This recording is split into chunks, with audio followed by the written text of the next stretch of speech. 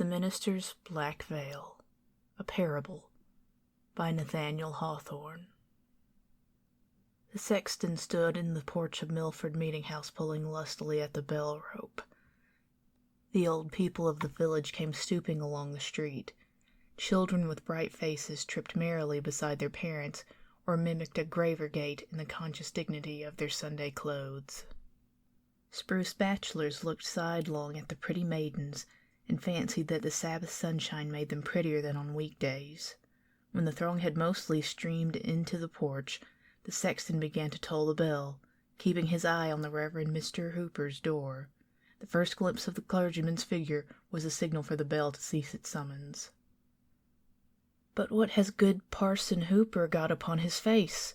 cried the sexton in astonishment. All within hearing immediately turned about and beheld the semblance of Mr. Hooper pacing slowly his meditative way toward the meeting-house. With one accord they started, expressing more wonder than if some strange minister were coming to dust the cushions of Mr. Hooper's pulpit. "Are you sure that is our parson?" inquired Goodman Gray of the sexton.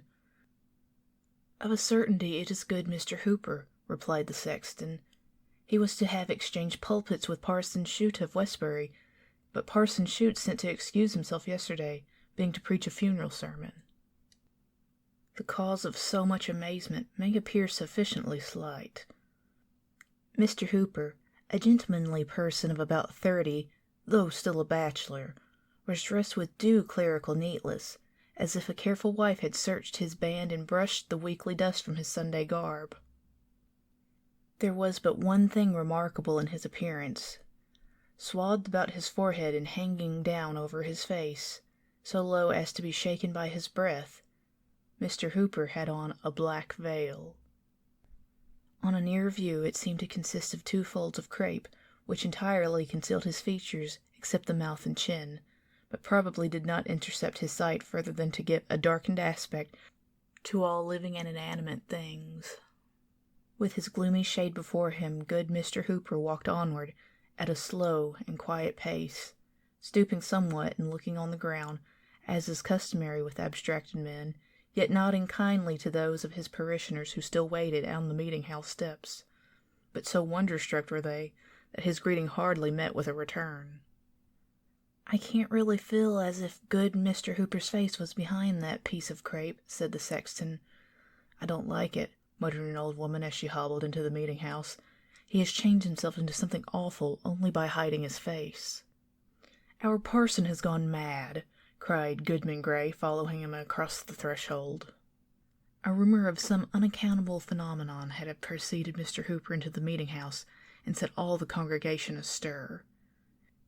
Few could refrain from twisting their heads toward the door. Many stood upright and turned directly about, while several little boys clambered upon the seats and came down again with a terrible racket. There was a general bustle, a rustling of the women's gowns and shuffling of the men's feet, greatly at variance with the hushed repose which would attend the entrance of the minister. But Mr. Hooper appeared not to notice the perturbation of his people. He entered with an almost noiseless step, bent his head mildly to the pews on each side, and bowed as he passed his oldest parishioner, a white-haired great-grandsire, who occupied an armchair in the center of the aisle. It was strange to observe how slowly this venerable man became conscious of something singular in the appearance of his pastor.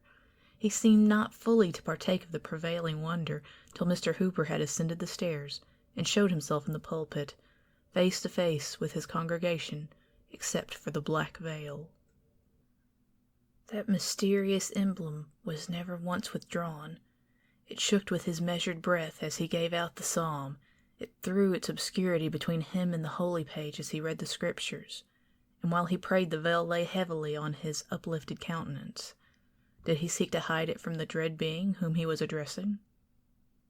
Such was the effect of this simple piece of crape that more than one woman of delicate nerves was forced to leave the meeting-house. Yet perhaps the pale-faced congregation was almost as fearful a sight to the minister as his black veil to them. Mr. Hooper had the reputation of a good preacher. but not an energetic one. He strove to win his people heavenward by mild, persuasive influences, rather than to drive them thither by the thunders of the word. The sermon which he now delivered was marked by the same characteristics of style and manner as the general series of his pulpit oratory, and there was something either in the sentiment of the discourse itself or in the imagination of the auditors which made it greatly the most powerful effort that they had ever heard from their pastor's lips. It was tinged rather more darkly than usual with the gentle gloom of Mr. Hooper's temperament. The subject had reference to secret sin, and those sad mysteries which we hide from our nearest and dearest, and would fain conceal from our own consciousness, even forgetting that the Omniscient can detect them. A subtle power was breathed into his words.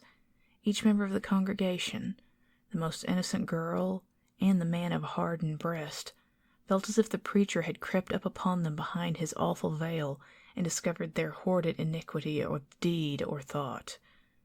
Many spread their clasped hands on their bosoms. There was nothing terrible in what Mr. Hooper said, at least no violence, and yet with every tremor of his melancholy voice, the hearers quaked. An unsought pathos came hand in hand with awe. So sensible were the audience of some unwanted attribute in their minister that they longed for a breath of wind to blow aside the veil, almost believing that a stranger's visage would be discovered, though the form, gesture, and voice were those of Mr. Hooper. At the close of the services, the people would hurry out with indecorous confusion, eager to communicate their pent-up amazement and conscience of lighter spirits of the moment. They lost sight of the black veil. Some gathered in little circles, huddled closely together with their mouths all whispering in the center. Some went homeward alone, wrapped in silent meditation. Some talked loudly and profaned the Sabbath day with ostentatious laughter. A few shook their sagacious heads, intimating that they could penetrate the mystery, while one or two affirmed that there was no mystery at all, but only that Mr. Hooper's eyes were so weakened by the midnight lamp as to require a shade. After a brief interval, forth came good Mr. Hooper also, in the rear of his flock. Turning his veiled face from one group to another, he paid due reverence to the hoary heads, saluted the middle-aged with kind dignity as their friend and spiritual guide, greeted the young with mingled authority and love, and laid his hands on the little children's heads to bless them. Such was always his custom on the Sabbath day. Strange and bewildered looks were paid him for his courtesy. None, as on former occasions, aspired to the honor of walking by their pastor's side. Old Squire Saunders, doubtless by an accidental lapse of memory, neglected to invite Mr. Hooper to his table, where the good clergyman had been wont to bless the food almost every Sunday since his settlement. He returned, therefore, to the parsonage, and at the moment of closing the door was observed to look back upon the people, all of whom had their eyes fixed upon the minister. A sad smile gleamed faintly from beneath the black veil and flickered about his mouth, glimmering as he disappeared. "How strange," said a lady, "that a simple black veil, such as any woman might wear on her bonnet, should become such a terrible thing on Mr. Hooper's face." "Something must surely be amiss with Mr. Hooper's intellects," observed her husband, the physician of the village. "But the strangest part of the affair is the effect of this vagary even on a sober-minded man like myself. The black veil, though it covers only our pastor's face, throws its influence over his whole person, and makes him ghost-like from head to foot. Do you not feel it so?" "Truly, I do," replied the lady, "and I would not be alone with him for the world. I wonder he is not afraid to be alone with himself." "Men sometimes are so," said her husband. The afternoon service was attended with similar circumstances. At its conclusion, the bell tolled for the funeral of a young lady. The relatives and friends were assembled in the house, and the more distant acquaintances stood about the door, speaking of the good qualities of the deceased, when their talk was interrupted by the appearance of Mr. Hooper, still covered with his black veil. It was now an appropriate emblem. The clergyman stepped into the room where the corpse was laid, and bent over the coffin to take a last farewell of his deceased parishioner. As he stooped, the veil hung straight down from his forehead, so that, if her eyelids had not been closed forever, the dead maiden might have seen his face. Could Mr. Hooper be fearful of her glance, that he so hastily caught back the black veil? A person who watched the interview between the dead and the living scrupled not to affirm that at the instant when the clergyman's features were disclosed to the corpse, had slightly shuddered, rustling the shroud and muslin cap, though the countenance retained the composure of death. A superstitious old woman was the only witness of this prodigy.